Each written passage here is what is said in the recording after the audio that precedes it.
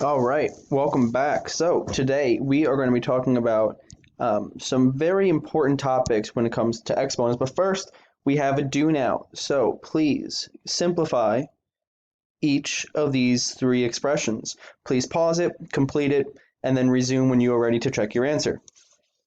All right, so if you are listening to my voice, that means you have attempted the do now. So we are going to do it together. So in number one, I'm going to simplify inside my parentheses first. I can do 2 times 3, and I get 6. Then I can do x to the third times x to the sixth. I get x to the ninth. And that's still all raised to the second and over 12x to the fifth. I'm going to distribute that power of 2 inside. So now I get 6 squared times x to the 18th over 12x to the 5th. All right, I can simplify 6 squared, so I'm going to erase that. I'm just going to replace it with 36. So now we have one last step to do. We have 36 over 12. That's going to cancel out. I'm going to write this on my left here because I'm running out of room. It's going to be 3. I have x to the 18th over x to the 5th. When I have the same bases getting divided, I subtract. So 18 minus 5 is going to be 13. So I get 3x to the 13th. Awesome job. Let's move on to number 2. Number 2, we have 3x squared plus 4x squared. These are like terms. These are like terms. So we can add them together. So we get 7x squared. And that's over 7x. Well, we know that 7 divided by 7 is 1, so that cancels out. I have x squared over x, so that is just going to be equal to x, because I have 2 in the top and 1 in the bottom. So a pair cancels out, and we're left with 1 in our numerator. Lastly, number 3, we have x to the 4th over x to the 10th. If we think about back to what we said before, well, I have 4 x's in the top and 10 in the bottom. Does the numerator or denominator have more? The denominator has more, and by how many more? Well, 6, because I have 4 in the top and 10 in the bottom. 10 minus 4 is 6. So I'm going to end up with 6 x's in the bottom, but we can't have nothing in the numerator, so we leave 1. And that's our final answer. That was a really bad smiley face. Let's try that out again. Boop. Awesome, perfect. So today, again, we're going to talk about some special topics here. So by following a pattern, I will discover a rule when a number is raised to a power of 0 or has a negative exponent. I will apply these rules when simplifying an exponential expression. So let's go forward and do that.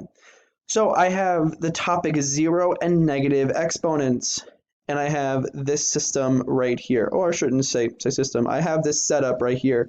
Over on the left, we're going to be dealing with a base of 4, and over on the right, dealing with a base of 10. So please pause the video, copy this setup down, and then resume when you are ready to move on.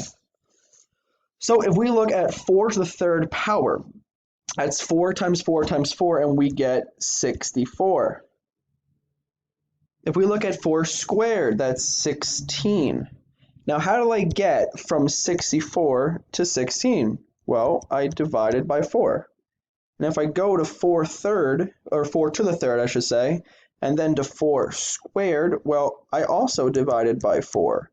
Because I had 3 4's in the 4 to the third. Now I only have 2, so I removed 1, so I divided it. And remember, exponents are repeated multiplication, so the inverse of multiplication is division. Well, if we continue this pattern, what's 16 divided by 4? Well, I get 4. Let me erase that and write it with the same colors before. I get 4. Likewise, I'm still dividing by 4. Well, let's continue the pattern. If I divide by 4, what's 4 divided by 4? I get 1. Let's continue the pattern. So now I have 4 to the 0th is equal to 1. And you are probably saying, whoa, that's so weird. How is anything raised to the 0 1? Well, let's test it out and let's see what happens here. Well, let's continue the pattern, and I'm just going to write it to speed it up a little bit.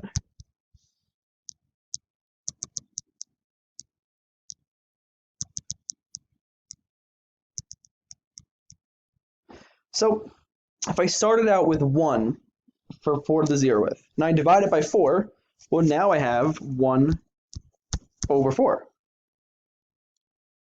If I continue the pattern, what's 1/4 divided by 4? Well, it's going to be 1 to the 16th. Likewise, I can continue this pattern. 1/16 divided by 4 is going to be 1 over 64. I want to just point something out to you. 16. Nope, that's not the color I chose. Come on now. There we go.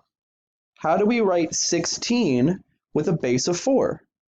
Well, we know 16 is 4 squared. What do you notice over here, though? It's 4 to the negative second, or 4 negative squared. Negative squared doesn't really sound right. But it's 4 to the negative second. But where is my 16 right now? It's in the denominator. Likewise, if we go down to 4 to the negative third, 64 is in my denominator. But we know that 4 squared is 64.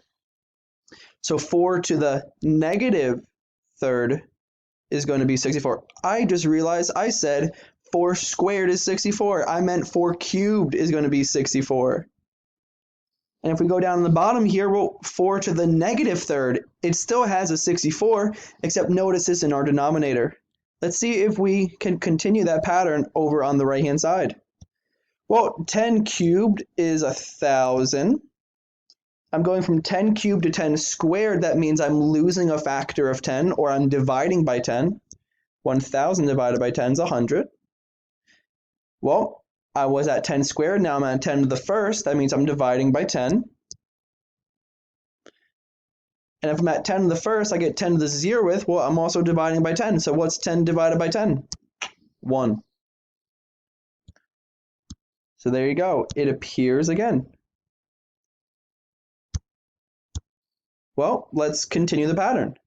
If I have 10 to the negative first, that means I'm still reducing by a factor of 10. So I'm dividing by 10, so I get 1 over 10. If I have 10 to the negative second, that means I'm dividing by 10 again, so that means I get 1 over 100. And likewise, I get 1 over 1,000 for 10 to the negative third. And again, if you look at the exponents, 10 to the, nope, again, not the color I chose. Bruh. Get 10 to the negative second. Well, we know 10 squared is 100, but notice 100 is in the denominator. Likewise, 10 to the negative third, we know 10 to the third is 1,000, but notice it's in the denominator. That's going to be crucial, so let's take some notes. So 0 exponents. It says, based on the pattern observed, anything raised to the power of 0 always is equal to 1. It will always be equal to 1. So let's do 3 examples. I have the quantity -3 raised to the 0th. Guess what? That's 1. I have 4x to the 0th. Notice, though, that the 0 is only applying to the x. So now x to the 0th is going to be 1. So now I have 4 times 1, which is 4. Notice the 0 is only applying to the x. It's not applying to the quantity 4x. And likewise, we have this very long expression inside of a set of parentheses, and the 0 power is going to everything there. So all that's going to be equal to 1. Crazy stuff, I know. You're doing great, though. Let's talk about negative exponents. So for negative exponents, what happens is that whatever the exponent is, if it's raised with a negative, it's just going to be going into the denominator. Or if it's in the denominator, it's going to go to the numerator. But for right now, let's just talk about what happens when it's just a to the negative m. We're going to say it goes down to the denominator, but in reality, it switches locations. If it was in the numerator, it goes to the denominator. If it's in the denominator, it goes to the numerator. So let's do 3 examples. if we see we have 12 to the negative third, I can rewrite that as 1 over 12 to the third. 1, 2, 3. All right, awesome, sweet. So now we have 2y raised to the negative third. That's going to be 1 over quantity 2y to the third. And I can simplify that. 2 to the third is 8y to the third. So what I did there is I distributed the 3 inside to all the powers. So now here is an example that is going to look very, very similar to what you are about to do. So I have 9y to the third divided by y squared. Now, there's a few ways to go about this. Since I have y to the negative third is in my numerator, I'm going to bring it down. So it's going to be 9 over y squared times y to the third. So I get my final answer being 9 over y to the fifth. Because y squared times y to the third, we add the exponents and we get 5. Awesome, you're doing so well with this, so well. Let's do some practice together and then you are going to go on and do your own. So we're going to simplify and write the expression using only positive exponents. Let's look at the first one. We have 8x to the negative third. Notice this x to the negative third is only getting the negative exponent. 8 is not getting the negative exponent.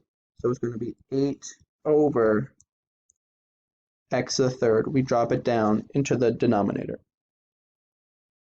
Second problem, we have 5 to the negative third times m to the sixth. So again, 5 to the negative third is currently in the numerator. It's going to go down to the denominator. So we get m to the sixth over 5 to the positive third.